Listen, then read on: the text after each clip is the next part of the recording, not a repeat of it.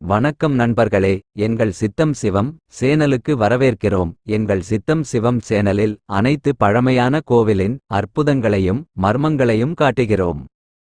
இன்றைய காணொளியில் கோவிலுக்குள் செல்வதற்கு முன் மணி அடிப்பதற்கு இதுதான் காரணமா? கோவிலுக்குள் சென்றதும் மணி அடிப்பதை பலரும் விளையாட்டாக செய்வார்கள். இன்னும் சிலர் குழந்தைகள் மணி அடித்தால் கூட மற்றவர்களுக்கு தொந்தரவாக இருக்கும் என சொல்லி திட்டுவார்கள். ஆனால் கோவில் மணியை அடிப்பதற்கு பின்னால் இருக்கும் அறிவியல் மற்றும் ஆன்மீக ரீதியான காரணங்கள், அதனால் ஏற்படும் நன்மைகள் பலருக்கும் தெரிவதில்லை.